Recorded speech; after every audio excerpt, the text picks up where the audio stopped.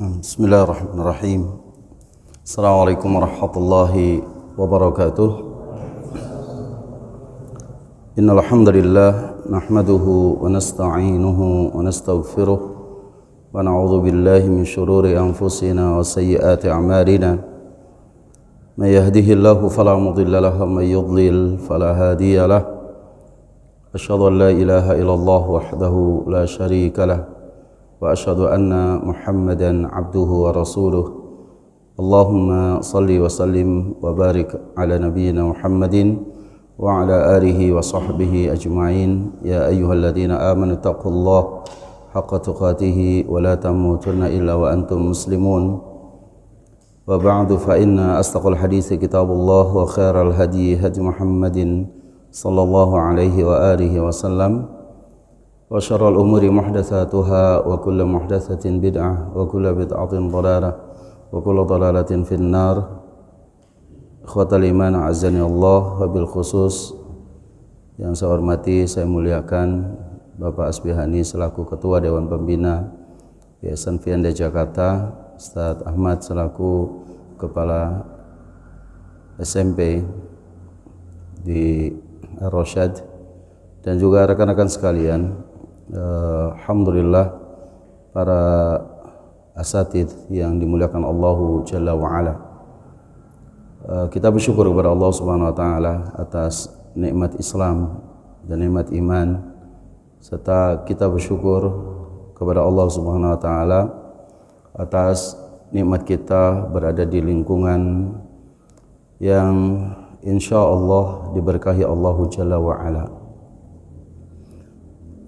Tidak ada kenikmatan yang Allah berikan melebihi kenikmatan ketika Allah Subhanahu wa ta'ala memberikan kepada kita lingkungan yang kita dekat dengan ilmu. Karena ilmu itu benar-benar warisan para nabi. Yang kata Nabi kita Muhammad sallallahu alaihi wasallam, fa innal anbiya lam yuwarithu dinaran wala dirhama. Para nabi tidak pernah mewarisi dinar dan dirham. Wa inna mawarrasul ilma. Tapi para nabi itu mewarisi ilmu. Faman akhadhahu akhadha bihadhin wafir. Siapa yang bisa mengambil ilmu ini dengan sebanyak-banyaknya, berarti dia telah mengambil warisan dari nabi yang sebanyak-banyaknya. Ya, sebagaimana kita ketahui bahwa ilmu itu, kata Imam Ibnu Al-Qayyim, Ibnu Al-Jauzi rahimahullahu tabaraka wa ta'ala, ilmu itu ada yang bermanfaat dan juga ada yang tidak bermanfaat. Jadi ilmu ada yang bermanfaat, ada juga yang tidak bermanfaat. Terhadap ilmu yang bermanfaat kita wajib memintanya kepada Allah Jalla wa'ala. Kita wajib meminta terus kepada Allah. Semoga kita diberikan karunia oleh Allah ilmu yang bermanfaat. Sebagaimana Rasulullah sallallahu alaihi wasallam mengajarkan doa kepada kita, Allahumma inni as'aluka ilman nafi'a. Aku mohon kepadamu ilmu yang bermanfaat. Dan Rasul sallallahu alaihi wasallam selalu meminta doa itu, selalu meminta kepada Allah, semoga Allah berikan kepada beliau ilmu yang bermanfaat. Allahumma anfa'ni bima 'allamtani. Ya Allahumma anfa'ni bima 'allamtani. Ya Allah, berikanlah manfaat terhadap apa yang Kau ajarkan kepadaku. Jadi yang diminta oleh Rasul sallallahu alaihi wasallam adalah ilmu yang bermanfaat. Dan ilmu yang tidak bermanfaat wajib bagi kita untuk berlindung. Ya, wajib bagi kita untuk berlindung dari ilmu yang tidak bermanfaat. Karena ya kita ini terkadang kadang mungkin lupa, atau kadang kita disibukkan oleh sesuatu yang kemudian sesuatu itu sebenarnya tidak terlalu banyak manfaat untuk kita, tapi kita dilalaikan oleh syaitan, kemudian masuk pada perkara-perkara yang sebenarnya itu tidak bermanfaat untuk kita, tapi kita asyik dalam ilmu yang tidak bermanfaat tersebut. sehingga habis waktu kita, habis umur kita pada perkara yang tidak bermanfaat, dan itu kemudian mengurangi kesempurnaan Islam yang Allah amanahkan pada diri kita. Karena Rasul mengatakan min husni islamil mar'i tarkuhu ma la ya'nihi, kan gitu. Di antara ciri ya kebaikan seorang muslim itu kan apabila dia meninggalkan sesuatu yang memang tidak mesti kita memberikan perhatian penuh kepadanya. Kita meninggalkan sesuatu yang kurang bermanfaat. Tapi untuk memiliki sikap tegas bahwa ini manfaat, ini tidak manfaat, yang manfaat kita minta, yang tidak manfaat kita wajib berlindung, ini enggak bisa semata-mata kita langsung begitu saja. Kadang terganggu dengan keluarga, terganggu dengan dengan pergaulan, terganggu juga dengan ya keinginan nafsu kita, ya sehingga kita banyak misalkan menghabiskan waktu ya dengan gadget kita dan yang lainnya misalkan. Itu kan kalau kita tidak minta perlindungan kepada Allah Jalla wa'ala, sebenarnya itu sungguh berat bagi kita. Kita mungkin juga akan dianggap orang, mungkin sekarang itu orang kalau di tangannya tidak megang handphone barangkali bisa disebut orang gila kali kalau di zaman sekarang ini, ya kan? Karena semua orang kan gitu ya. Kalau ini ada orang mengatakan gini, hanya orang gila katanya yang di zaman modern ini yang enggak megang handphone gitu. Padahal bisa saja ya. Padahal bisa saja bahwa ada keinginan tertentu dia untuk menjaga dirinya, kan ada gitu. Tapi bukan berarti bahwa kita hal seperti itu dianggap negatif. Ya, kita berdekatan dengan teknologi tentunya sesuatu yang nyata yang harus kita syukuri kepada Allah Jalla wa Ala. Tapi harus banyak memberikan manfaat terhadap apa yang kita miliki dengan karunia Allah dalam bentuk teknologi yang luar biasa di hadapan kita ini gitu. Maka kita pun minta perlindungan kepada Allah dari ilmu yang tidak bermanfaat. Al-Imam Ibnul Jauzi ketika mendefinisikan ilmu yang bermanfaat itu sebenarnya apa? Ada 4 hal. Ya, ada 4 hal yang harus terus kita minta kepada Allah Jalla wa Ala. Yang pertama adalah ilmu yang mampu mengenalkan kita kepada Allah Subhanahu wa Ta'ala. Ya.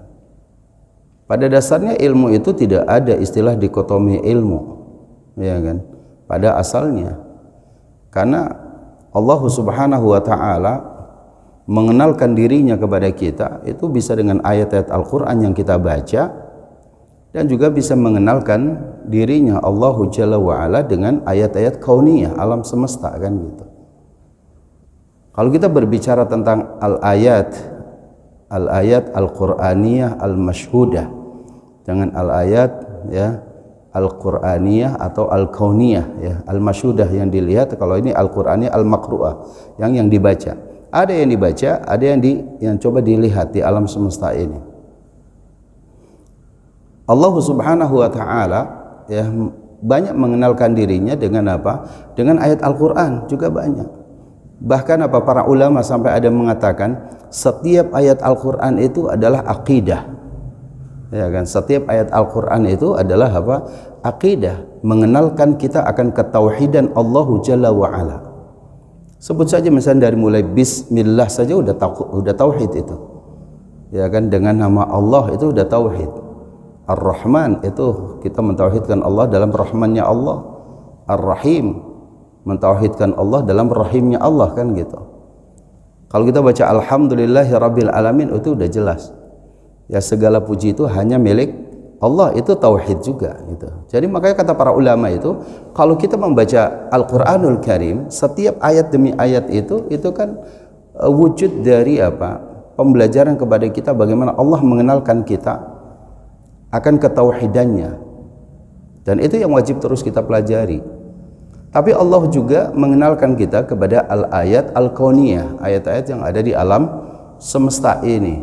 Nabi kita mulia sallallahu alaihi wasallam tidak pernah ya melakukan sebuah perjalanan bersama para sahabat atau keluar dari rumah dalam keadaan sendiri kecuali ada tadabbur terhadap alam semesta, ada tafakkur. Rasulullah berbicara dengan para sahabat ya, tiba-tiba kemudian ada malam bulan purnama itu betul-betul indah terlihat Lalu Rasulullah sallallahu alaihi wasallam mengatakan pada para sahabat, innakum satarawna rabbakum kama tarawna al-qamara lailatal badri la tadhammuna fihi, misalkan.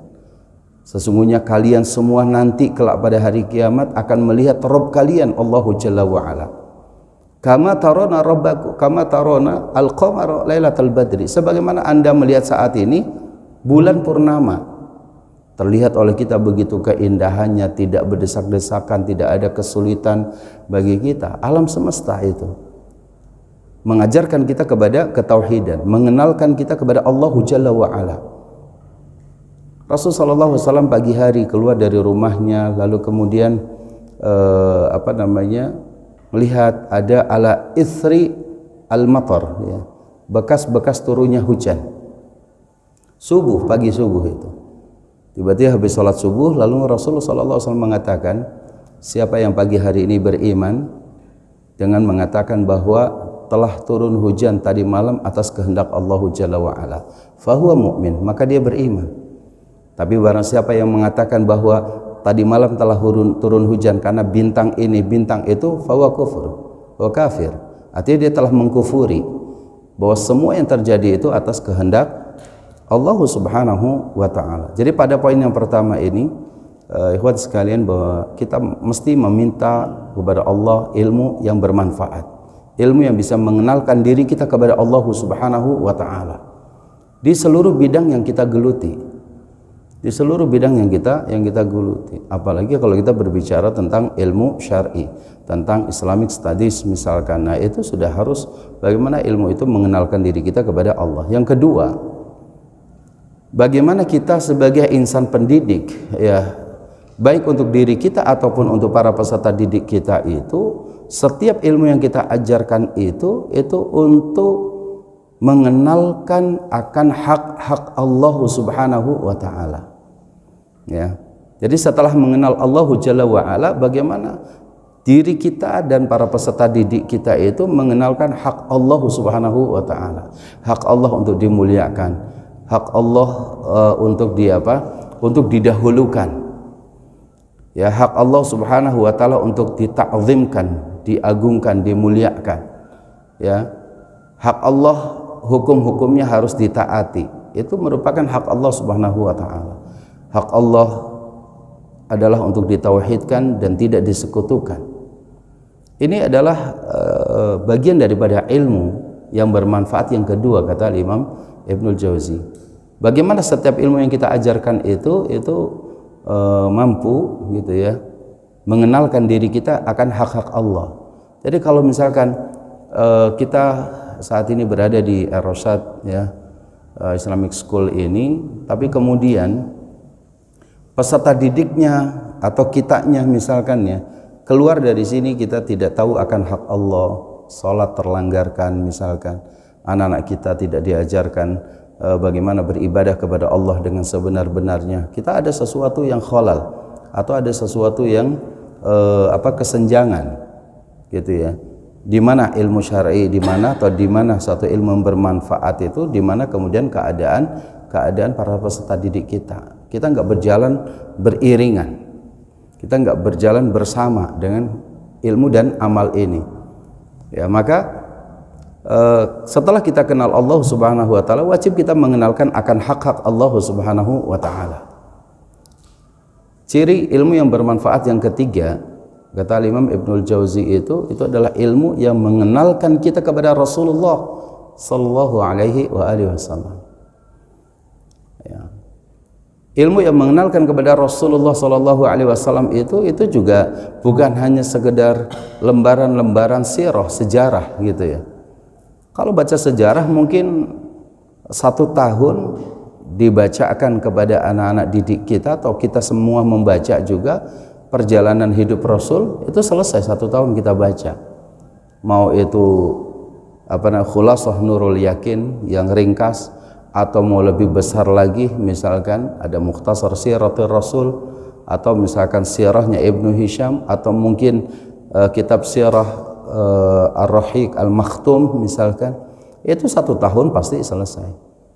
Tapi ternyata mengenal Rasulullah SAW itu bukan hanya mengenal tentang nama, kemudian di mana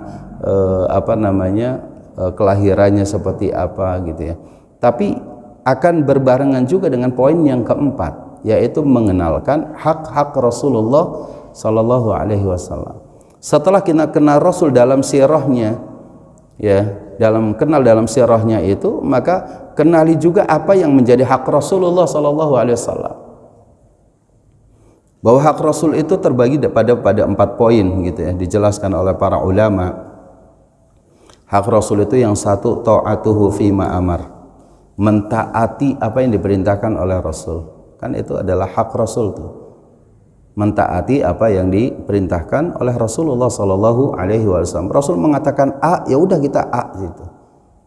Ya, tidak perlu dengan banyak gaya, misalkan dengan diskusi panjang, apalagi berjidal, apalagi sampai kalau berjidal dengan dalil masih mending, tapi kalau udah jidalnya tanpa dalil nanti masuk kategori al-mira, ya kan, yang melahirkan khusumah, pertikaian, permusuhan gitu. Itu yang dikhawatirkan. Maka kata para ulama itu al-mira fiddin itu bukan bagian dari agama. Berjidal, diskusi, debat tanpa agama, tanpa dalil itu bukan bagian daripada agama kita, ya.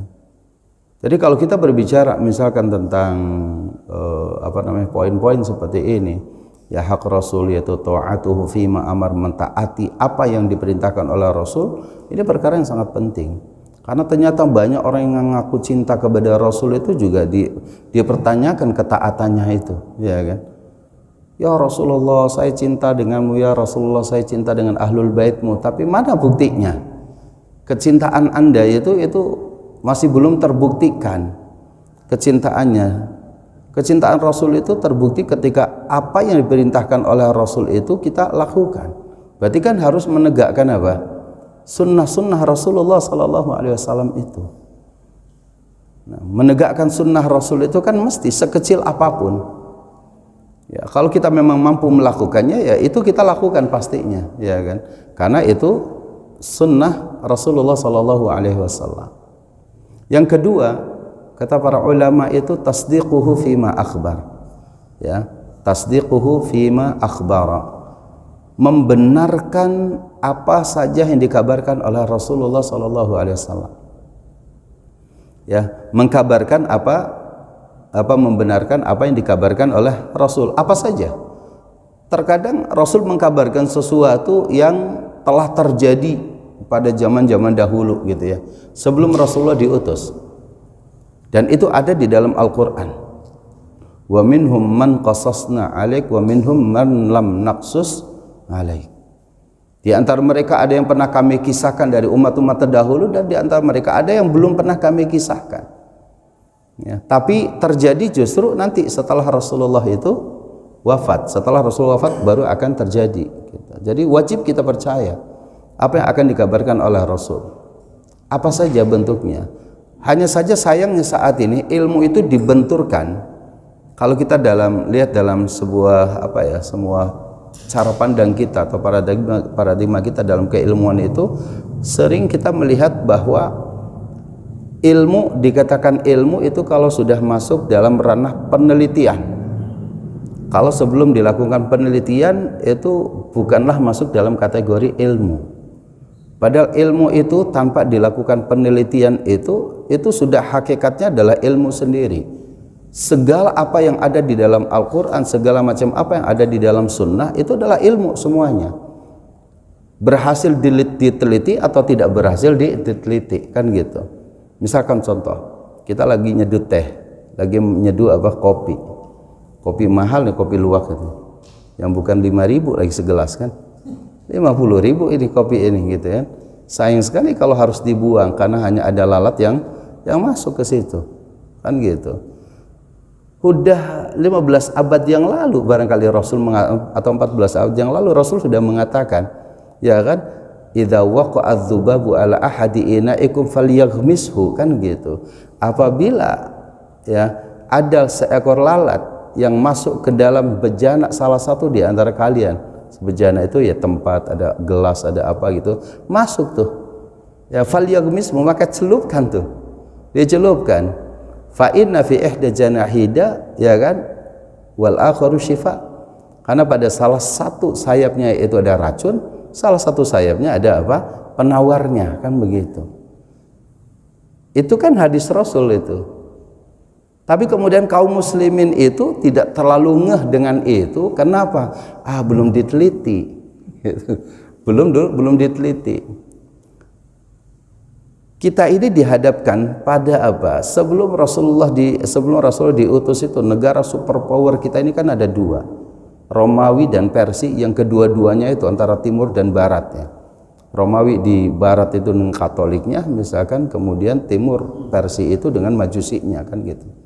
Kalau kita lihat di Romawi itu, kecenderungan mereka dengan apa ya, negara Romawi yang superpower itu kan bangunan luar biasa, teknologinya juga luar biasa, arsitekturnya juga canggih-canggih gitu, persenjataan juga sudah luar biasa mereka ya. Dan mereka itu bahkan pada saat itu kekuatan orang-orang tokoh agama itu sering bertentangan kan dengan mereka, dengan kaum ilmuannya mereka, sampai ada yang dihukum juga kan gitu. Itu juga terjadi di wilayah timur yang para penyembah api, Majusi. Ya, sampai kemudian ada seorang tokoh Mazdak, lalu kemudian membuat satu aliran Mazdakisme gitu atau Mazdakiyah gitu ya. Kemudian memberontak kepada kekuatan Persia, akhirnya kalah juga, akhirnya dihabisin juga gitu kan. Itu kan salah satu itu mereka mengatakan bahwa itu mereka ilmuwan, mereka pada tataran yang tinggi, tapi kejahilan mereka juga tetap ada kan di situ. Ya. Lalu kemudian apa? Muncul di Arab. Kalau kita lihat Arab ini pada pertengahan gitu ya, Rasul muncul di Arab itu, kemudian Rasul sudah mengatakan dengan wahyunya gitu ya, yang mengatakan tadi, apabila salah satu bejana kalian atau ada seekor lalat masuk ke dalam gelasmu atau kepada kopimu atau maka celupkan, lalu kemudian diangkat ya lalatnya, terus dibuang, kopinya tetap diminum kan gitu. Maka ini udah nggak ada masalah, ini nggak ada masalah. Udah steril lah gitu ya.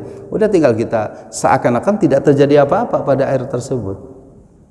Ini perlu diteliti ulang nih, perlu diteliti ulang. Akhirnya apa? Yang punya alat penelitian itu qadarullah-nya bukan kita nih, bukan dari kalangan kaum muslimin kan. Yang punya teknologi mereka. Akhirnya mereka beli alatnya, dicek, semuanya. Ternyata betul nih gitu. Ini Muhammad itu betul, ini Rasulullah itu mengatakan ini betul gitu. Tapi apakah kemudian setelah itu mereka beriman? Banyak yang orang hasil meneliti itu sekedar sebuah penelitian. Mestinya Islam tidak seperti itu. Seorang muslim itu bahwa penelitian itu adalah hanya sekedar menguatkan. Ya, para sahabat dulu mengatakan apa? Kunna nu'ti bil imani qabla al-Qur'an. Kan itu. Dulu kami ini diberikan keimanan terlebih dahulu. Ya. Sebelum Al-Qur'an itu tuh, Al-Qur'an kan ilmu nih. Dulu kami diberikan keimanan terlebih dahulu sebelum Al-Qur'an sebagai sumber ilmu itu ada gitu. Artinya bahwa kalau kita muslim banyak meninggalkan ayat-ayat Al-Qur'an, dijadikan nomor sekian, nah ini khawatir bahwa kita ini kemudian mengikuti ya manhaj ilmiahnya mereka gitu. Kita di sini ada lab nanti gitu. Lab itu untuk menguatkan ya, itu harus dimanfaatkan, itu untuk menguatkan sisi-sisi tadi. Kebenarannya itu tetap ada pada Al-Quran dan As-Sunnah. Kebenaran absolut yang mutlak itu harus difahami oleh kita. Itulah banyak hal yang ternyata itu ya, terkadang ada keberhasilan dalam sebuah penelitian, terkadang juga tidak. Nah, kita diperintahkan untuk tasdiquhu fima akhbar, membenarkan apa yang dikabarkan oleh Rasul sallallahu alaihi wasallam. Contoh yang lain, misalkan contoh bahwa apa yang dikabarkan oleh Rasul bahwa ketika mayat baru dimakamkan di liang lahat itu gitu ya, itu kan nanti akan didatangi oleh dua malaikat kan begitu. Dia akan didatangi dua malaikat. Sebelumnya malaikat itu kemudian mendudukkan, karena orang lagi dibaringkan di liang lahat kan, dia ditidurkan kan, malaikat datang itu didudukkan, lalu ditanya man rabbuka kan gitu, siapa Rabbmu, siapa Tuhanmu. Ditanyakan tuh. Kalau yang bisa jawab selamat dia. Wa man nabiyuka, siapa nabimu? Wa madinuka, apa agamamu, kan gitu. Yang bisa jawab ini selamat pasti itu. Ya, bisa selamat. Tapi kemudian orang barat akan meneliti gitu. Apa benar nih yang disampaikan oleh Muhammad ini, kan gitu. Apa pasanglah dia CCTV karena teknologi yang canggih. Ya kan? Pasang. Jangankan kuburan cuma 2 ya kali 1 gitu ya. Kedalamannya juga nggak nyampe 5 meter. Yang sangat mudah sekali kan gitu. CCTV dimasukkan ke situ lalu dilihat gitu. Bener nggak nih? Itu yang coba aja kalau mau teliti gitu. Itu bisa nggak kelihat itu. Ya kan? Nggak terlihat. Karena itu memang bagian sirru, ya, sesuatu yang tersembunyi oleh Allah Jalla wa Ala. Ya. Orang-orang yang sudah dimakamkan itu dia tidak pernah dia bisa terdeteksi seperti apa. Dan Rasul mengatakan apa? Teriakan orang yang tidak bisa menjawab man rabbuka wa man nabiyyuka wa madinuka itu dipukul oleh malaikat, itu kan kayak dongeng orang. Tapi kan kita Ahlus Sunnah wal Jamaah wajib kita imani. Teriakan itu didengar oleh seluruh makhluknya kecuali 2, manusia dan jin. Maka manusia menggunakan secanggih apapun nggak bakalan terlihat gitu, nggak bakalan. Padahal basement itu sampai 10 meter ke bawah pun dengan berlapis-lapis untuk mobil itu masih bisa kelihatan tuh, ya kan. Tapi kuburan cuma 2 meter aja nggak bisa terlihat. Nah sekarang ini mana penelitian ya yang pernah terujikan oleh mereka? Jadi ada sesuatu yang tidak bisa, ya kan. Nah untuk itu membenarkan apa yang dikabarkan oleh Rasul itu penting, dan itu bagian tanggung jawab kita sebagai pendidik ketika mengajarkan ketauhidan kepada anak-anak, akidah anak-anak gitu ya. Tidak semua bisa diakalkan, tidak semua bisa dirasionalkan, tapi ada keimanan terlebih dahulu misalkan. Dan itu bagian daripada ilmu, ya. Menetapkan ataupun mendidik keyakinan kepada para murid meskipun itu belum ada penelitian, itu bagian daripada ilmu tersendiri. Dan itulah yang Rasulullah SAW ajarkan kepada para sahabat. Nah ini poin yang kedua.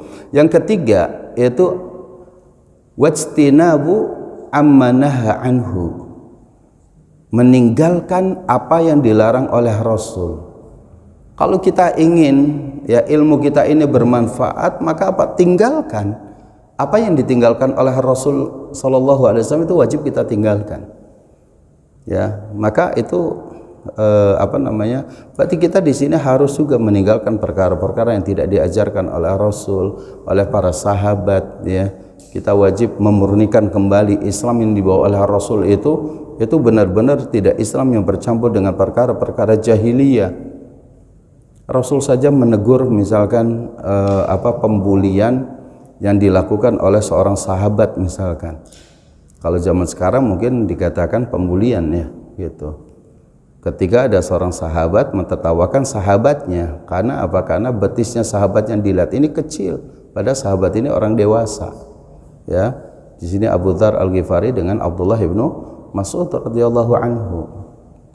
Nah, nilai pendidikan Rasul pada saat itu apa? Tidak membiarkan adanya pembulian itu sekecil apapun. Rasul langsung mengatakan, ya Aba Dzarrin inna fika mru'un jahiliyah. Langsung tegas di situ.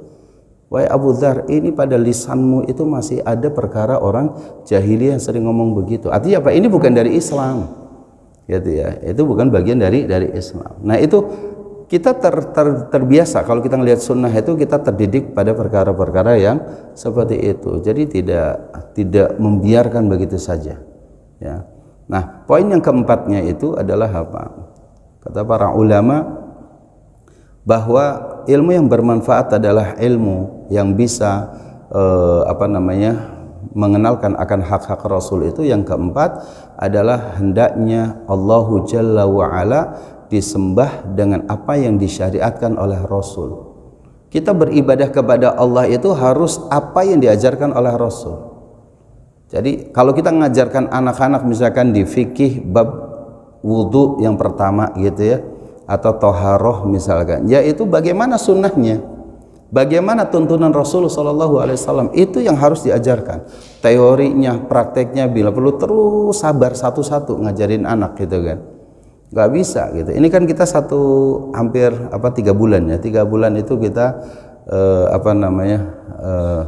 on air online ya, online gitu. Dia nggak ada di depan kita. Gimana di cara prakteknya nanti kan? Tetap ada PR nih. Kalau nanti masuk pun harus ada pengulangan lagi, terus takrir, diulang anak sampai betul-betul anak-anak itu faham wudhu yang benar seperti apa gitu ya, sholat yang benar seperti apa gitu ya. Karena memang kita diperintahkan kalau kita ingin ilmu kita bermanfaat adalah apa? Jangan sampai kita mendidik anak-anak kita ini beribadah kepada Allahnya tidak dengan syariat Nabi Muhammad.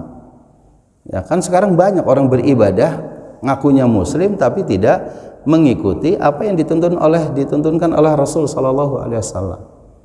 Nah, pada poin-poin ini ikhwatal iman azanallahu wa yakum ajmain, kita bersyukur kepada Allah bahwa kita ini berada di lingkungan yang ilmu, dan insya Allah ilmu kita ini yang diajarkan di sini, keberadaan antum di sini ini merupakan satu nikmat dari Allah Jalla wa Ala yang kita syukuri.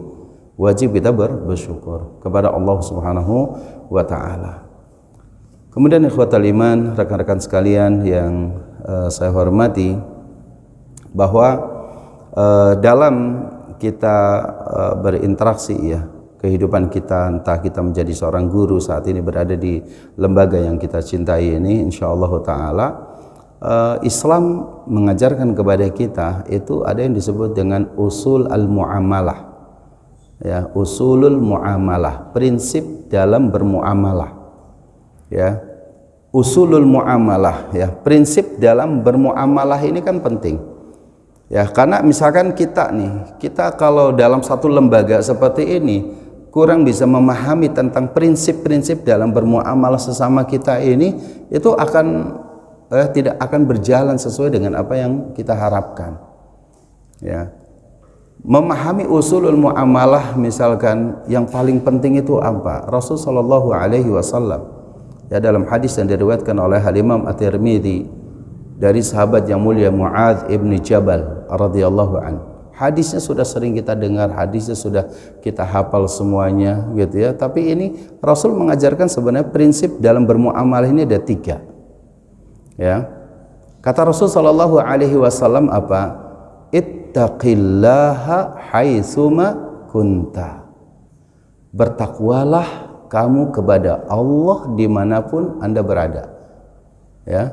Ittaqillaha haitsuma kunta ya.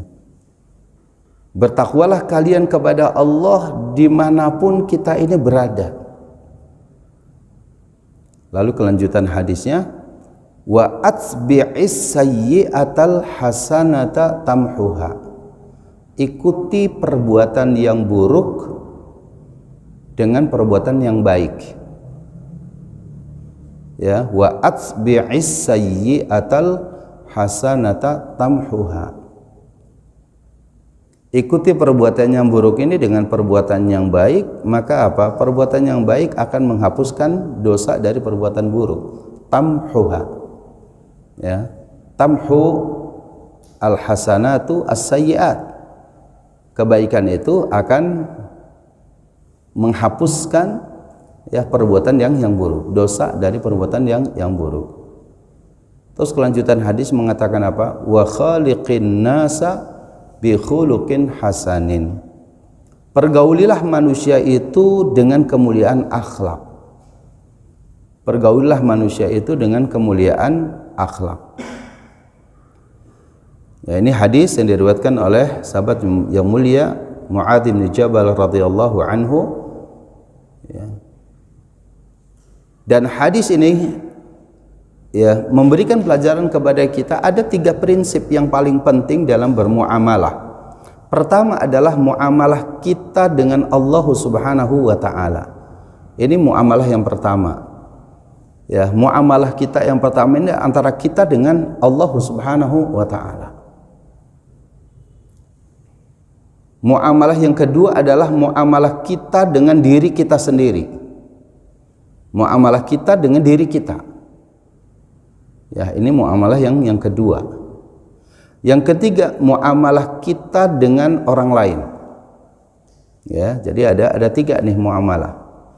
Muamalah kita dengan Allah Subhanahu wa taala, muamalah kita dengan diri kita sendiri, dan muamalah kita dengan yang lainnya.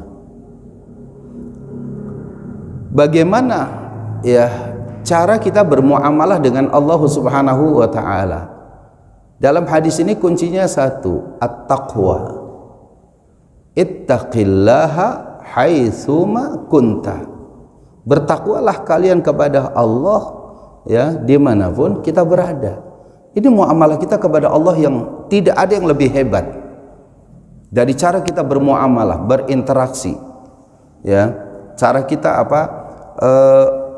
kita mengelola muamalah kita dengan Allah Jalla wa Ala ini tidak ada yang lebih hebat dari ketakwaan itu sendiri. Bahkan seluruh amal-amal soleh kita, kalau kita mau teliti kembali ya, kalau kita mau teliti kembali, seluruh amal soleh itu inginnya menjadikan diri kita semua menjadi orang yang bertakwa. Salat, inna salata tanha anil fakhsya wal munkar, ya kan? Salat itu bisa mencegah diri kita dari al-fakhsya dan kemungkaran. Itu kan takwa juga gitu. Itu mana dari takwa, menjauhkan diri kita dari perbuatan keji dan mungkar. Itu takwa. Ya. Dalam puasa udah jelas, ya kan? Ya ayyuhalladzina amanu kutiba alaikumusiyam kama kutiba alal ladzina min qablikum la'allakum tattaqun. Dalam bermuamalah dengan apa? Dengan misalkan kita tilawah Al-Qur'an saja, dzalikal kitabu la raiba fihi hudal lil muttaqin, ya kan? Birrul walidain, kemudian apalagi taklim, mengajar ya, apalagi kita mengajarkan. Bahkan kita ya menjadi seorang yang mengajar itu pasti di dalamnya ada proses pembelajaran. Kitanya sendiri yang mengajar itu pasti apa? Pasti tetap belajar. Nggak mungkin saya kira kita semua antum sekalian gitu, para asatid, para guru di kita akan ngajar kemudian tanpa harus belajar dulu. Sehebat apapun kita enggak, pasti akan apa? Akan kita ulang lagi, minimal sebelum masuk itu kita akan baca ulang apa sih gitu, meskipun kita sudah pernah hafal, sudah pernah ini gitu ya, tapi tetap ya. Maka itulah sifat daripada Rabbani itu kan itu, ya kan? Kunu rabbaniyina bima kuntum tuallimunal kitaba wa bima kuntum tadrusun, ya. Jadilah kalian orang-orang yang Rabbani, yaitu orang-orang yang kalian tuallimunal kitab, kalian mengajarkan Alkitab, wa antum tadrusun, ya, tu'alimunal kitaba, ya, mengajarkan Alkitab, dan juga kalian juga mempelajari tentang yakunu rabbaniyina bima kuntum tu'alimunal kitaba wa bima kuntum tadrusun, mengajar dan belajar. Jadi proses KBM, kegiatan belajar mengajar itu sendiri itu adalah apa? Dalam rangka mencetak diri kita dan peserta didik kita itu menjadi orang yang rabbani. Orang yang harus memiliki apa? Kebergantungan dengan Allah Subhanahu wa taala. Ya. Maka apa? Setiap agenda pembelajaran itu tidak boleh kosong dari nilai-nilai kebaikan yang Allah Tabaraka wa taala berikan kepada kita. Ngajar olahraga. Ayo anak sekalian, kita olahraga. Olahraga itu biar sehat. Kalau kita sehat, sholat kita ini semangat, ya kan? Sholat kita nggak ngantuk, itu sholat kita. Kenapa? Karena kita ini yang ngajar apa saja. Kita ngajar cinta pada tanah air kita, cinta kenegaraan kita gitu ya. Kita ngajar apa yang tidak perlu dikaitkan dengan Islam? Enggak ada. Karena seluruh sumber keilmuan itu di atas muka bumi ini sebenarnya ada pada Al-Qur'an. Musaddiqan lima bainahum, kan gitu. Membenarkan apa yang ada pada mereka semua. Ada pada mereka itu apa kira-kira? Ada pada mereka itu Taurat. Itu kitabnya orang apa? Ya, Bani Israel kan, dari umatnya Nabi Musa. Yang ada pada mereka itu apa? Injil. Ya, Injil. Ya, apa tuh bahasa Inggrisnya tuh? The Bible atau the New Statement kata mereka ya. Ya. Gitu. Itu kan begitu. Itu ada pada mereka, ini Al-Qur'an ada di hadapan kita. Maka pantas saja ketika Rasulullah SAW sempat menegur Umar bin Khattab kan gitu. Itu apa di tanganmu kan gitu. Ini Al-Qur'an, ini Bible gitu kan. Untuk apa? Al-Quran ini apa? Musaddiqan lima bainahum, membenarkan apa yang asli pada mereka itu, justru dikuatkan kembali Al-Quran ini dengan lebih dahsyat lagi kan gitu. Jadi kalau kita kembalikan kepada apa yang tadi kita sampaikan ya, bahwa seluruh amaliyah kita menjadi guru, terlebih guru di Islamic School seperti kita ini, nggak perlu ragu-ragu bahwa setiap yang kita ajarkan sekecil apapun itu pasti ya ada pahala di dalamnya, itu pasti. Kenapa? Karena kita ketika datang ke sini saja, langkah kaki kita ini, saya ingin masuk saat ini ngajar itu, semoga anak saya yang di sana itu gitu ya, yang tidak sehat semoga sehat, yang tadinya tidak berilmu semoga berilmu, yang tadinya ragu-ragu hilang keraguan-raguannya. Jadilah itu anak-anak kita itu, berangkat mereka itu didoakan oleh kita, ketika lagi kita ngajar juga mendoakan mereka gitu. Jadi mereka yang belajar di lembaga-lembaga pendidikan Islam seperti kita ini punya keunggulan yang luar biasa. Nah, kitanya sendiri itu insya Allah ta'ala, jangankan antum ya, kita semua mengajarkan 10 bab, 15 bab, 20 bab, mungkin sampai kelas 3 nanti sudah berapa bab-bab lagi tuh ya kan. Satu saja kita, orang itu mengikuti apa agama yang kita ajarkan kepada mereka, lalu kemudian dia mengikuti apa yang kita ajarkan dengan kebaikan kita, itu kan lebih baik dari apa? Unta berwarna merah, kata sahabat Ali bin Abi Thalib, la ayyahdiyallahu bika rajulan wahidan khairun laka min humrin na'am, kan begitu.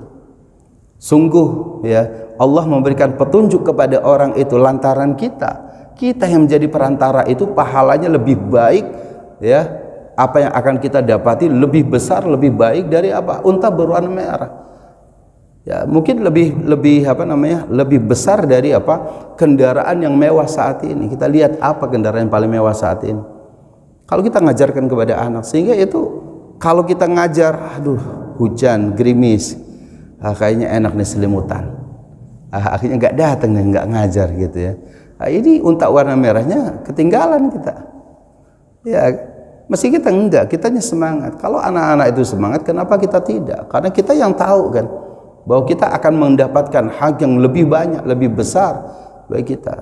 Saya biasa mencontohkan kalau di pesantren itu gitu kan, ada mereka pada takut-takutan hujan atau apa, saya berangkat ke kelas, saya ngajar, nggak pakai payung, saya pakai tangan udah giniin saya masuk ke kelas.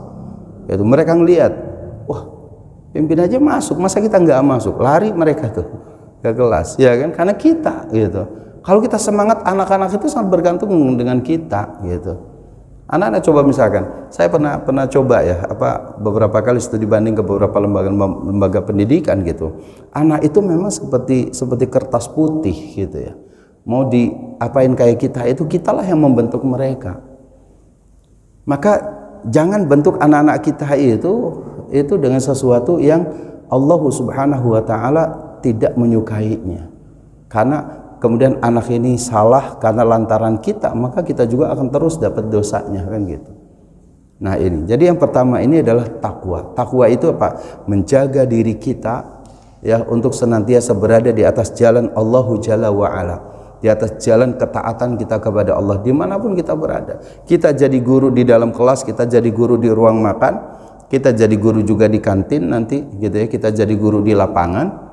Ya kan, artinya keteladanan itu selalu ada tuh ya, karena terkadang sebagian orang juga ada yang mengatakan, kalau di dalam kelas kamu murid saya dan saya adalah guru, tapi kalau di lapangan kita seperti teman aja gitu. Akhirnya apa? Kepala gurunya dipukul. Amanah ya kan, teman Ustadz, friend, kita friend gitu kan gitu ya, katanya gitu, sahib Ustadz, sahib gitu. Anak karena salah memahami apa yang kita sampaikan gitu. Saat kita sahib saat ya tos tadi itu di luar kelas tuh. Tentunya bukan seperti itu kan.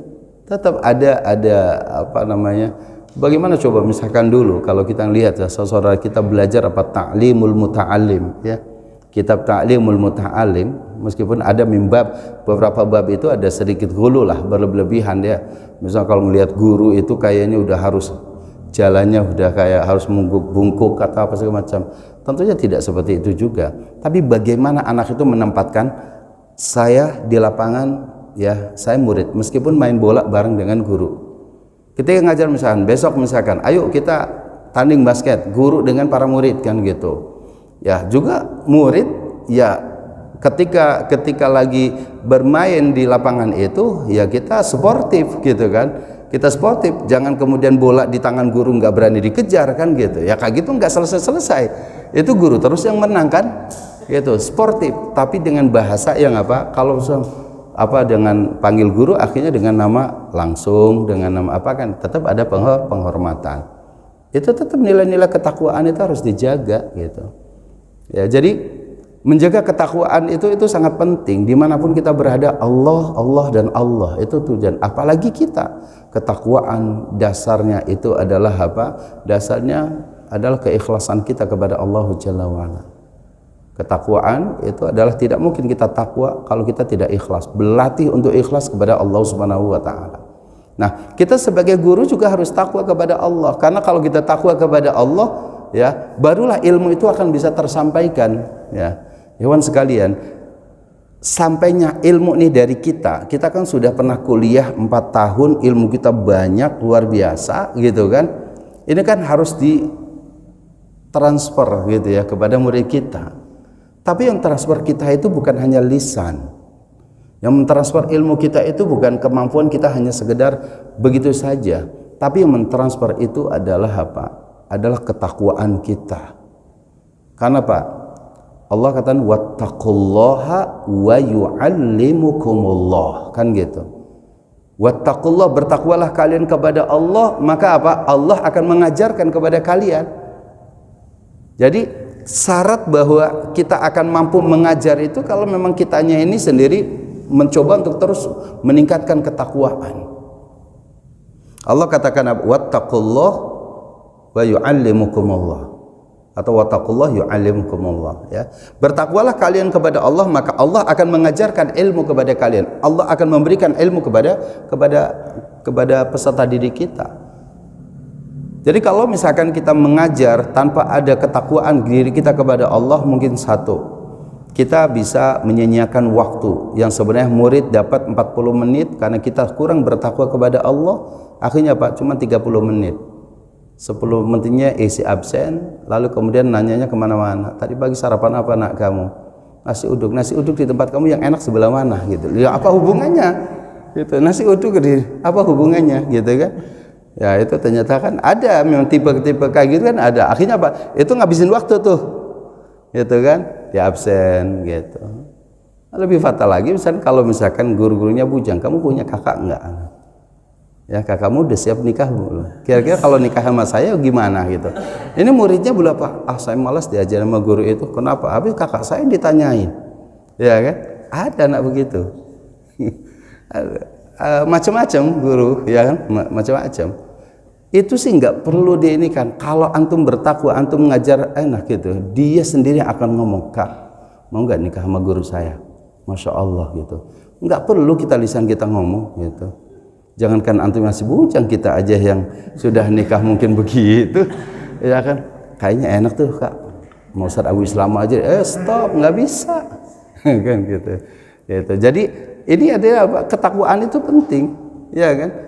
Jadi yang mampu mentransfer ilmu kita yang Allah amanahkan pada diri kita, lalu akan kita transfer kepada anak-anak itu adalah ketakwaan kita, bukan kecerdasan tok, gitu, ya. Jadi bukan kecerdasan semata-mata yang ada pada diri kita, tidak. Tapi ketakwaan kita itulah.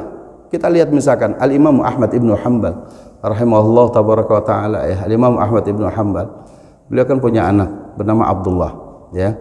Ulama juga, Abdullah, ya, ibni Ahmad ibni Hanbal. Apa kata Abdullah bercerita? Datang ke majelis kajian ayahku itu 5.000 orang. Kajian rutin, bukan tablik akbar. Jadi kalau sekarang ada ustadz tablik akbar 5.000, itu masih belum ada apa-apanya. Dulu Imam Ahmad bin Hanbal itu kajian rutinnya 5.000. Kalau tablik akbarnya berapa? Ya kan? Pasti lebih pasti lebih banyak lagi dong. Tabligh akbar kan flyernya kemana-mana gitu, ya kan? Tapi kalau misalkan tabligh kajian rutinnya aja itu 5.000 orang. Ini kata putra Al-Imam Ahmad bin Hanbal. Lalu beliau cerita apa?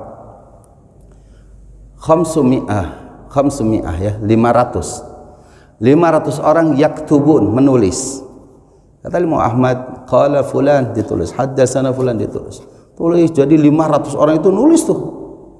Wah, sampai balik lagi nulis, balik lagi gitu kan. Terus lantas yang 4.500 ngapain mereka? Ya kan? Mereka memperhatikan bagaimana Imam Ahmad itu mengajar, akhlaknya bagaimana, ya, min simatihi, ya. Dari beliau ketika ngajar, akhlaknya, waroknya, zuhudnya, cara duduknya, cara bicaranya, cara minumnya. Belajar adab itu 4.500 orang dari belajarnya Al-Imam Ahmad Ibnu Hanbal. Yang 500 itu yang mencatat. Gitu. Maknanya adalah apa? Itu kan ketakwaan juga tuh. Sehingga apa? Yang nulis juga dapat ilmunya, gitu ya, dari teori yang disampaikan. Yang tidak menulis yang 4.500 itu dapat juga akhlaknya, adabnya, gitu ya. Itu kan ilmu. Bisa saja ikhwatal iman a'azzani Allah, murid kita itu mungkin ketika menulis, ya, itu mungkin teruji juga dengan nilainya. Misalkan kan kadang kita menilai anak itu hanya dari sisi apa? Ya, hanya dari sisi ulangan. Oh, bagus nih ulangannya karena nilai bagus gitu. Tapi coba mulai kita rubah bagaimana karakter dia, bagaimana akhlaknya dia, bagaimana dengan temannya dia. Kalau dia nilainya 10 tapi ternyata apa? Anak ini suka membuli orang, suka ini, berarti kan di situ ada khalal, ada kesenjangan di situ tuh. Ada suatu hal yang harus kita treatment lagi kepada dia kan gitu. Maka apa? Kesolehan itu penting.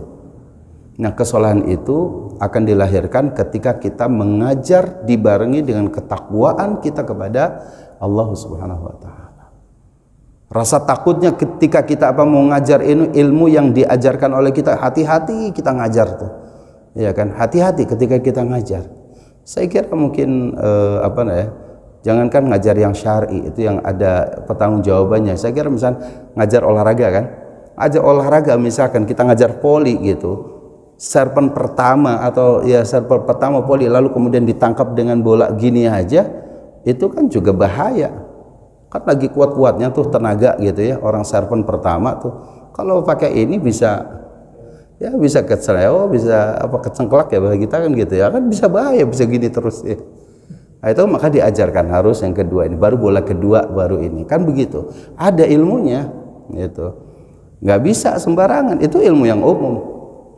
Ya, ilmu yang umum itu aja kalau nggak hati-hati, kurang bertakwanya kita, maka keselamatan anak itu saya yakin itu akan terkorbankan. Anak kita ya, misalkan kita kan di atas, anak-anak sambil makan, lalu kemudian sambil duduk ngadepnya ke sana, duduknya di atas itu di atas tembok yang 1 meter itu, uncang-uncang kaki ke sana misalnya gitu. Bahaya enggak? Ya bahaya sekali itu, ya kan? Kalau nggak kita ingatkan, maka itulah ada pohon gitu ya, ada pohon sebagai batas tuh. Jangan sampai anak-anak kita nongkrong di situ. Ya, entah anaknya canda nyenggol kita nggak sengaja, anak terjungkal jatuh kan gitu. Jadi harus ada ketakwaan dalam diri kita. Ya. Nah, ikhwatal iman a'azzani Allah wa iyyakum. Jadi nilai-nilai ketakwaan itu penting. Takwa yang sudah difahami oleh kebanyakan kita itu adalah imtisalu awamirillah, melakukan perintah-perintah Allah, meninggalkan larangan-larangan Allah. Tapi takwa dalam dunia pendidikan kita itu adalah apa? Jangan pernah kita mengajarkan sesuatu yang kita sendiri ragu-ragu. Harus yakinkan terlebih dahulu ilmu yang kita ajarkan itu benar atau masih ada kemungkinan kita salah. Takwa dalam dunia pengajaran itu adalah jangan sampai kita menyimpang dari syariat Allah. Takwa dalam dunia pendidikan itu adalah kita berhati-hati dalam mendidik anak. Yang kita harapkan adalah kesolehannya, bukan semata-mata kecerdasan dan kepintarannya. Takwa kita dalam mendidik anak itu adalah bagaimana membina anak itu terus istiqomah di atas agama Allah Subhanahu wa taala. Itu yang pertama. Ya. Dan juga termasuk takwa kepada Allah sebagaimana dijelaskan, takwa ada kemiripan dengan makna keikhlasan. ketika sebagian para ulama mendefinisikan bahwa ikhlas itu adalah apa? Nisyanu nadratil khalqi bidawami nadratil khaliq, gitu kan ada ya definisinya. Nisyan nadratil khalqi, melupakan pandangan manusia, bidawami nadratil khaliq, dengan terus berharap Allah yang melihat kita, kan gitu. Kan itu nilai ketakwaan juga, kita merasa diawasi oleh Allah. Oke, di kelas itu murid-murid kayaknya ini ilmunya belum nyampe lah, ilmunya para guru, kan gitu ya. Lalu kemudian kita ngajarkan asal-asalan.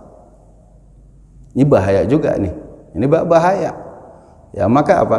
Ada juga tabzir ya dalam soal ilmu, kan gitu. Mubazir dalam ilmu.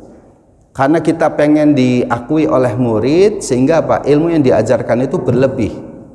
Murid itu sebenarnya nggak paham apa ini maksud guru ini ngomongkan gitu. Pilihan bahasanya nggak tepat, bahasa yang kita pakai untuk anak SMA dipakai untuk anak SMP misalnya, atau bahasa untuk kuliah dipakai untuk anak SMP, kan gitu. Itu kan nggak pas gitu. Itu mubazir juga. Sementara kalau kita berbicara misalkan di ranah mahasiswa, mungkin mahasiswa pengennya agak gaya-gaya dengan bahasa yang agak biar sulit lah ya, biar sulit mahasiswa itu mencatat gitu ya, bisa apa nanti PR, nah cari tuh maknanya sulit-sulit itu, kan gitu. Itu mungkin ada maksud biar dicek kembali, kan gitu ya. Itu ada seperti itu. Nah, kita takwa kepada Allah Jalla wa Ala dalam ranah kita beribadah tentunya sama-sama kita ketahui, tapi takwa kita dalam ranah pendidikan kita ini tentunya bagaimana ya kita membentengi diri kita dari apa ya, dari perkara yang akan mendatangkan murka Allah Jalla wa'ala. Yang kedua ya, jadi itu yang pertama al aslu fil muamalah ya, asal dalam muamalah kita itu poin yang pertama ini, yaitu aslun min usulil muamalah. Satu prinsip dari prinsip bermuamalah adalah muamalah kita dengan Allah itu harus benar ya. Kitanya juga harus terus ya merasa dimuraqabah oleh Allah, diawasi oleh Allah Jalla wa'ala, sehingga tidak sembarangan kita menyebarkan ilmu, memberikan ilmu ya, itu tidak sembarangan. Yang kedua, al-aslu tsani, prinsip yang kedua dalam bermuamalah itu adalah apa? Wa atsbi'is sayyi'atal hasanata tamhuha. Ikutilah perbuatan yang buruk dengan perbuatan yang baik, maka perbuatan baik akan menghapuskan dosa dari perbuatan yang buruk. Ya. Jadi prinsip dasar yang kedua dalam bermuamalah itu adalah apa? Kita sangat memungkinkan sekali dalam bermuamalah itu ada salah. Ya, kita ini bukan malaikat. Ya, mungkin antum dengan kepala sekolah, antum sama antum, kepala sekolah dengan yayasan, ya, atau dengan kita sesama kita, Anda dengan antum, mungkin akan banyak anak kesalahan dengan antum misalkan. Ya. Tapi apa? Ketika kesalahan untuk diri antum sendiri atau kesalahan saya dengan diri saya sendiri gitu ya, maka apa? Harus tutupi dengan perbuatan yang baik. Ya. Dan ini dijelaskan di dalam surah apa? Di dalam surah Ali Imran ayat 135. Ya, bahwa orang yang bertakwa itu dia kalau salah itu segera ingat Allah, kan gitu. Dan di ayat itu mengatakan walam yusirru ala ma fa'alu. Tidak terus-menerus melakukan kesalahan. Ya kan? Hari ini kita apa? Enggak ada salah. Misalkan hari ini kita sampai karena ada sesuatu, misalkan kita naik motor, ternyata motornya banyak kempes, lalu kemudian akhirnya apa? Telat misalkan. Enggak ada salahnya besok datangnya setengah jam sebelum bel mulai untuk mengobati yang kemarin misalkan gitu. Kan itu namanya atsbi as-sayyi'ah al-hasanah, kan gitu. Dan Allah katakan innal hasanati yudhibna sayyi'at. Kebaikan yang kita lakukan itu pasti akan menghapuskan apa? Dosa-dosa dari keburukan. Salat 5 waktu yang kita lakukan, ikhwah, salat 5 waktu ya, itu akan menghapuskan apa? Salat akan menghapuskan dosa di antara 2 salat. Jadi kalau kita melakukan sebuah kesalahan dari antara zuhur, lalu kemudian kita melakukan salat asar, ada kesalahan nih antara zuhur dengan asar, itu dihapuskan dengan salat asarnya. Salat asar kemudian ke maghrib, di antara salat ini itu akan menghapuskan kesalahan ketika kita menunaikan salat maghrib. Dari salat maghrib sampai ke isya ini juga ada kesalahan yang kita lakukan, itu juga akan dihapuskan. Dari salat isya ke subuh, dari subuh ke zuhur, zuhur ke asar, terus seperti itu. Maka kata Rasul as-salawatul khams, salat 5 waktu ya, Kemudian apa? Wa Ramadan ila Ramadan. Satu Ramadan satu ke Ramadan yang lain, atau sebelumnya al-Jum'ah ila Jum'ah. Dari satu Jumat ke Jumat yang lain. Maka semoga Jumat ini juga menjadi penghapus atas kesalahan dan dosa kita dari Jumat yang lalu. Nanti dari satu umrah ke umrah lain, kan gitu. Maka apa? Itu akan menjadi penghapus. Majtuni batil kabair. Selama dosa-dosa besar itu kita tinggalkan, karena dosa besar, ya, dosa besar itu hanya bisa selesai dengan kita bertobat kepada Allah Subhanahu wa taala. Tapi terhadap dosa-dosa kecil itu, amaliyah ketaatan-ketaatan kita yang baik, maka insya Allah itu bisa menghapus ya kita. Apalagi kehidupan kita itu selalu di dunia pendidikan, di dunia ilmu, yang mengajarkan ilmu dan kemuliaan kepada anak-anak. Maka ini lebih dahsyat lagi. Semoga kalau kita meninggal pun di atas jalan ini, maka itu bagian daripada jihad kita fi sabilillah. Rasul mengatakan apa? Man kharaja fi talabil ilmi fa huwa fi sabilillah hatta yarji'a, kan gitu. Barang siapa yang keluar dari rumahnya untuk apa? Menuntut ilmu, maka apa? Itu bagian daripada fi sabilillah sampai kita kembali lagi. Maknanya adalah ikhwatal iman a'azani Allah, kita beraktivitas dalam keseharian itu tidak akan pernah luput dari kesalahan, tidak akan pernah luput dari dosa. Tapi yang celah itu, yang cacat itu manakala kan kita terus menerus melakukan kesalahan yang sama gitu.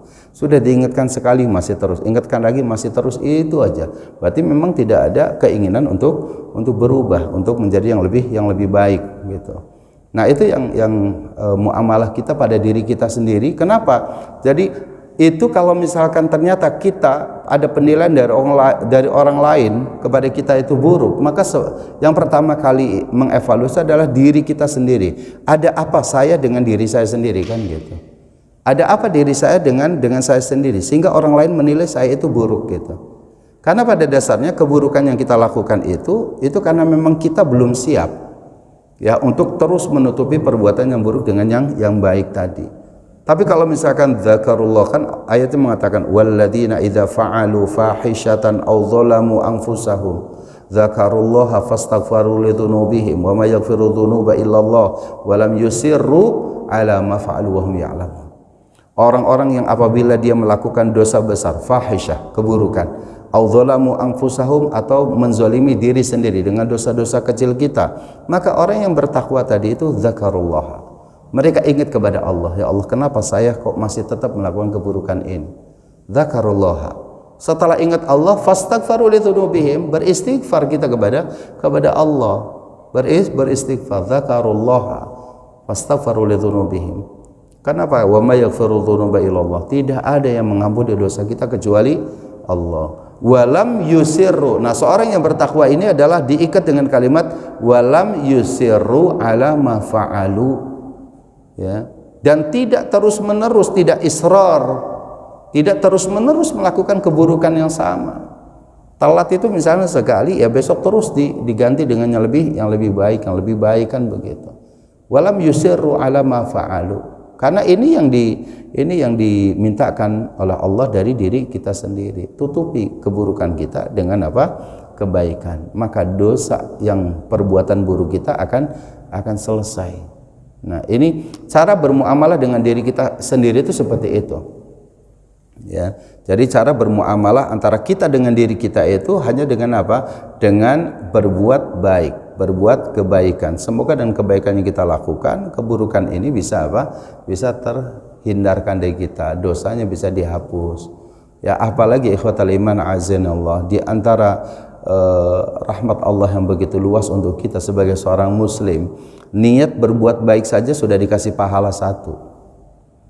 Ya, niat berbuat baik saja sudah dikasih pahala tuh 1. Pahala sempurna dari satu amalan.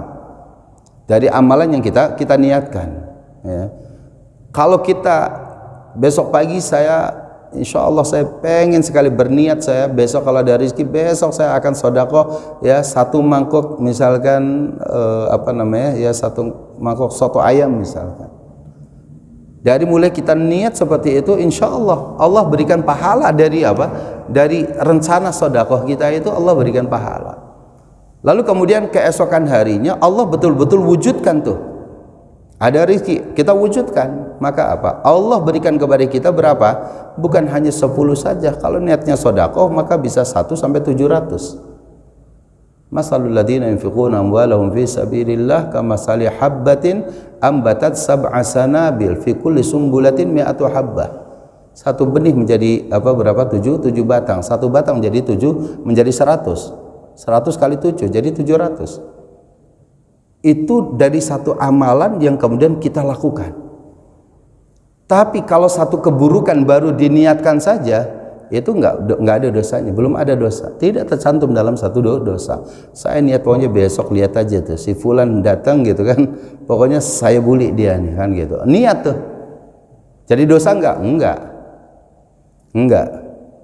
Sampai pun kemudian besok itu kemudian kita mengiyakan terjadinya pembulian kepada dia misalkan, itu masih ditunggu, tidak dicatat terlebih dahulu sebagai dosa. Tunggu dulu, la'allahu yastaghfir, bisa saja dia beristighfar, jadi nggak jadi dicatat ya. Itu min rahmatillah, dari kasih sayang Allah kepada diri kita. Jadi mestinya hidup seorang muslim itu banyak sekali amalia-amalia, ketaatan-ketaatan yang itu luar biasa. Kalau kita mau terus ngikutinya itu, dasarnya kita tadi takwa kita kepada Allah, yang kedua keburukan kita langsung segera tutupi dengan perbuatan baik. Nah, muamalah yang ketiga, ya muamalah yang ketiga ini yang penting lagi, muamalah kita dengan orang lain, atau hatta muamalah kita dengan sesuatu yang lain.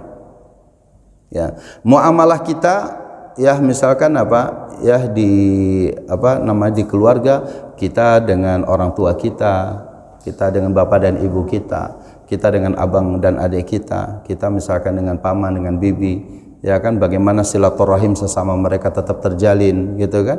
Itu kan muamalah kita dengan orang lain. Kita muamalah dengan ibu saja berbeda dengan muamalah dengan bapak kan gitu. Itu berbeda. Ya. Maka kata Rasulullah SAW ketika ditanya gitu ya, siapa orang yang lebih kita baktikan? Gitu. Rasul menjawab, ibumu. Siapa lagi ya Rasul? Ibumu. Siapa lagi ya Rasul? Ibumu kan gitu. Baru kemudian bapakmu. Itu aja muamalah kita dengan orang tua berbeda. Betapa nilai seorang ibu di mata Islam itu tinggi sekali untuk kita muliakan. Maka ketika ditanyakan para sahabat atau para ulama, bukan para sahabat, para ulama, kenapa ya seorang ibu lebih dibaktikan oleh kita sebagai anak itu sampai 3 kali, bapaknya 1 kali disebutkan. Rasulullah mengatakan karena ada 3 perkara yang tidak bisa dilakukan oleh oleh seorang bapak, tapi apa yang bisa dilakukan bapak bisa dilakukan oleh seorang ibu. Cari nafkah misalkan, ibu bisa. Betapa banyak seorang wanita yang kemudian suaminya tidak ada terlebih dahulu, maka justru dia lebih giat lagi. Tapi 3 hal tidak bisa bagaimanapun keadaannya. Tidak bisa dilakukan oleh laki-laki, ya kan? Dia hamil, dia melahirkan, dia menyusui, nggak bisa, kecuali pada wanita. Itu. Nah itulah nilai muamalah kita dengan orang lain itu harus sedemikian hebatnya. Kita dengan guru kita, ya kita dengan guru kita. Kadang-kadang dengan guru kita yang dulu kita guru SD, guru SMP kita, guru SMA kita, guru kuliah kita, yang ngeselin, yang apa kan, semuanya guru, ya, semua guru, ya. Oh cepet ya, padahal baru sebentar. Nanti terakhir sebentar ya, gitu ya. Padahal kata Imam Syafi'i gitu, kita saja kalau menuntut ilmu belum pernah merasakan pahitnya kita menuntut ilmu gitu ya. Kita berinteraksi dengan guru atau gitu, itu menyebabkan sesuatu yang kita akan mengalami kehinaan sepanjang hidup kita. Apa kata Imam Syafi'i mengatakan, man lam yadzuq dzullat ta'allumi sa'atan tajarra dzullal jahli tula hayatihi, kan gitu. Siapa yang tidak mau merasakan gitu ya pahit getirnya menuntut ilmu, kita tidak akan meneguk gitu ya, kita akan meneguk kehinaan sepanjang hidup kita. Nah, dalam pendidikan, dalam pengajaran, dalam kita menuntut ilmu, dalam mengajar, memang kita lelah, kita capek, tapi nikmat jadi seorang guru itu luar biasa. Ya, saya kira tidak ada profesi yang terus dikenang sampai kita wafat kecuali jadi seorang guru. Saya sering sekali mengatakan di beberapa tempat, tidak ada profesi di dunia ini yang semua profesi di dunia ini pensiun. Ada profesi yang tidak pernah pensiun sampai kita akhir hayat kita, menjadi guru. Ya, menjadi guru. Ya, guru PNS ada kan, dia 60 tahun selesai. Tapi keguruannya itu tidak boleh. Karena kalau antum misalkan keguruannya itu berhenti dengan masa pensiun, itu berarti antum belum merasakan nikmatnya jadi guru. Jadi guru itu sampai akhir hayat kita gitu. Di sekolah boleh kita selesai karena di masa tua usia 60 tahun dianggap kayaknya udah nggak produktif lagi misalnya bagi sekolah tersebut. Tapi kita masih bisa jadi guru, entah kita di mushola, kita anak-anak, entah apa. Ada orang yang misalkan dia tidak mempersiapkan diri jadi profesi guru pada saat itu, kemudian usia 60 tahun kembali peternak lele dia. Kembali dia nyawah gitu ya di sawah. Yaitu, Pak Guru, kok sekarang nggak ngajar lagi? Udah pensiun. Lah kemana saya? Ada angon bebek, angon apa gitu. Loh, yang tadinya akhirnya dimuliakan gitu ya, tapi kemudian jadi tidak ngajar lagi gitu. Tapi guru itu sebenarnya dimanapun jadi guru. Saya masih salut dengan guru-guru kita itu di kampung itu yang masih tetap aja gitu, meskipun anaknya cuma 3, 4 di mushola tetap dia ngajar. Jadi guru itu katanya profesi yang tidak pernah ada masa pensiunnya. Kalau pensiun berarti pensiun juga pahalanya tuh. Ya. Nah, kita berharapkan pahala menjadi guru terus ada sedekah jariyah, ada ilmu yang bermanfaat di situ. Ya, baik. Semoga 3 prinsip bermuamalah ini bisa dipahami oleh kita, bahwa kita insya Allah di lembaga ini bermuamalah dengan cara yang baik. Kita menyiapkan waktu untuk muamalah kita dengan Allah Jalla wa'ala, kita muamalah dengan diri kita muamalah dengan yang lain. Maka insya Allah tabaraka wa ta'ala, ya jangan pernah menyesal kita berinteraksi di dunia pendidikan, dakwah di dunia pendidikan, dan ini insya Allah lebih hebat, lebih dahsyat dari profesi-profesi yang lainnya. Ada orang mengatakan yang membuat dia jadi presiden itu adalah gurunya, ya kan? Yang membuat dia jadi pengusaha adalah gurunya. Gurulah yang mengajarkan dia seperti itu. Maka berbangga menjadi seorang guru, meskipun kita terkadang terkesannya biasa-biasa saja, tapi lihat kemuliaan duniawi kita, kemuliaan ukhrawi kita. Insya Allah tabaraka wa ta'ala. Demikian bisa saya sampaikan. Ya, aqulu qouli hadza wa astaghfirullah li wa lakum. Assalamualaikum warahmatullahi wabarakatuh.